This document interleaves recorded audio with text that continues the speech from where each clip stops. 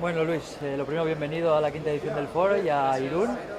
Bueno, queríamos preguntarte un poco desde la experiencia de tu trabajo, que nos explicaras sobre todo, has hecho, si no tenemos mal entendido, una tesis sobre diferentes modelos regulatorios o diferentes avances en esta materia en América Latina y un poco como que nos des una fotografía general de cómo ves tú ahora la situación a nivel de políticas de drogas en América Latina, si hay realmente perspectivas de cambio o hacia dónde van estas políticas, ¿no?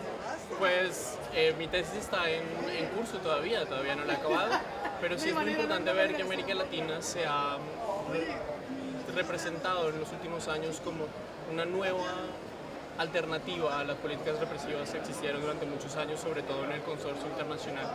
Entonces, en la fotografía general es difícil hablar de una América Latina que sea unida y que esté junta en una misma coalición.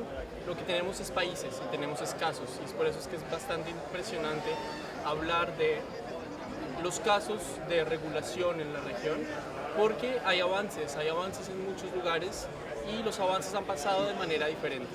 Es decir, muchos hablamos de Uruguay como un ejemplo modelo de un modelo de regulación que va a innovar y que va a introducir mucho al Estado y que va a comprometer el Estado en la producción de marihuana y en la regulación, pero al mismo tiempo hay modelos un poco más difíciles de hacer pasar, cambiar las mentalidades, como en Colombia, donde uno se puede hablar de una legalización del cannabis, pero se va a hablar de una legalización del cannabis medicinal, de una utilización del cannabis medicinal, sabiendo que en Colombia la ley permite ya el autocultivo y que desde 1986 el autocultivo está legalizado.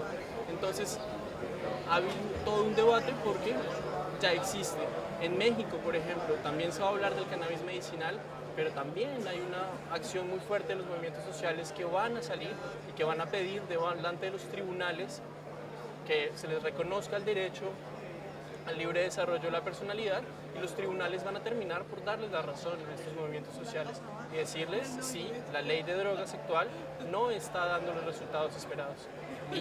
Y bueno, estos tres casos son bastante importantes, pero hay avances en muchos otros países. En Costa Rica, por ejemplo, con la cuestión de la decriminalización y contra alternativas al encarcelamiento. En Chile, por ejemplo, ya hemos hablado en este foro, pero todo el desarrollo de la utilización medical del cannabis. Entonces, es bastante importante de ver que hay países en los que algo se está haciendo y que están cambiando la fotografía general de las políticas. Y pareciera también en algunos de los casos que has contado, ¿no? Dices que hay mucha fuerza de los movimientos sociales que están impulsando ese cambio. ¿Qué papel están jugando también las farmacéuticas? Porque sí que desde fuera se percibe esa dicotomía, ¿no? Entre, por un lado, los movimientos sociales que abogan por el autocultivo, por los derechos de los usuarios, y por otro lado las farmacéuticas que quieren meterse en esa regulación y más o menos monopolizar lo que es la producción de cannabis. Ese pulso, ¿cómo lo ves? Es verdad que es muy difícil hacer una investigación sobre las farmacéuticas porque sigue siendo un mundo que está bastante cerrado y que sigue siendo un mundo bastante lobista, en donde es secreto. Pero sí es verdad que las farmacéuticas han manifestado un gran interés en el negocio, tanto en Uruguay, donde el gobierno, con una perspectiva muy de control y de regulación, ha puesto un límite y ha dicho no, vamos a ser abierto para todos con ciertas reglas. Y, por ejemplo, en Colombia, pues se abrió un mercado de la marihuana medicinal, se legalizó, se están pensando en modelos y se encuentran con el problema de cómo darle fuerza a los pequeños productores, cómo hacer que la marihuana sea un proyecto a la vez que traiga desarrollo social al campo del país, que es muy necesario, y por otro lado, que pueda permitir un desarrollo agroindustrial en el país, entonces que traiga un desarrollo económico. El peso de las farmacéuticas, complicado de medir, pero sí está presente y es muy importante tenerlo en mente para poder controlarlo y para poder hacerle oposición cuando es necesario.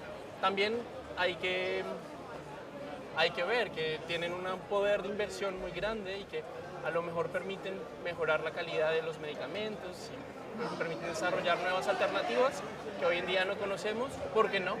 Pero todo con un control estricto de cómo se hace. Y desde tu experiencia en Uruguay, que ha sido quizá el país que más conoces y que más estás trabajando últimamente, has tenido la oportunidad de entrevistarte, si no tenemos mal informado, con muchas de las personas ahí, protagonistas de esa regulación. ¿Cómo ves ese?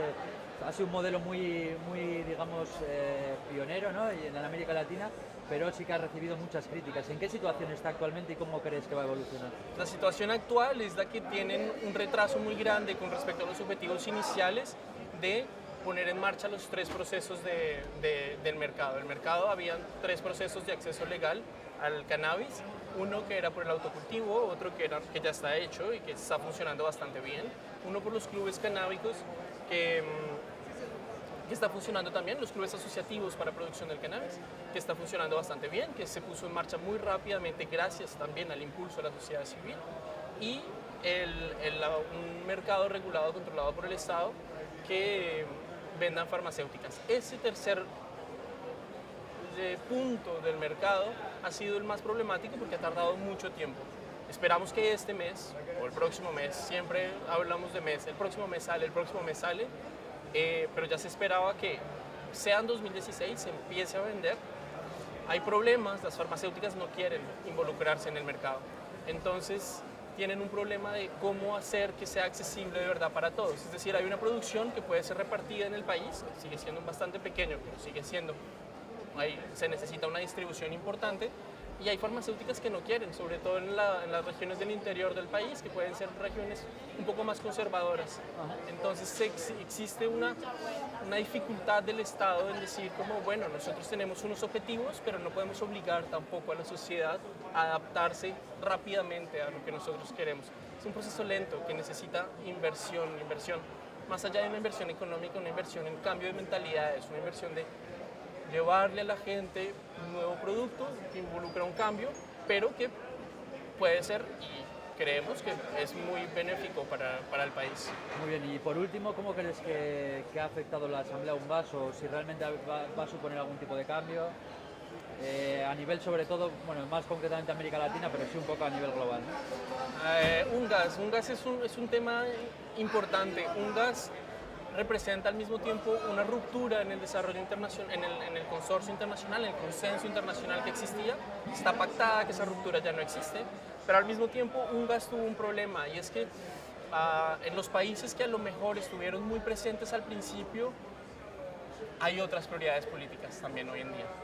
Y han sido países donde la oposición ha sido muy grande. Se habla de Guatemala, Colombia y México. Hoy en día en Guatemala la cuestión salió de la agenda política.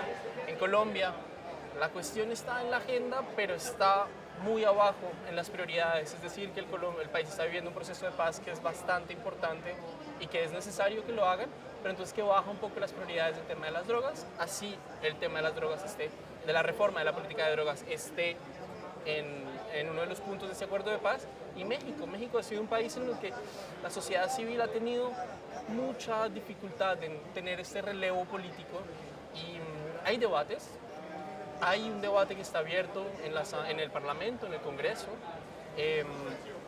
Se espera que haya un cambio en algún sentido, pero por cuestiones de tiempo, pues hay prioridades que salen en la agenda y que suben y que hacen que la reforma de las políticas de drogas baje en las prioridades.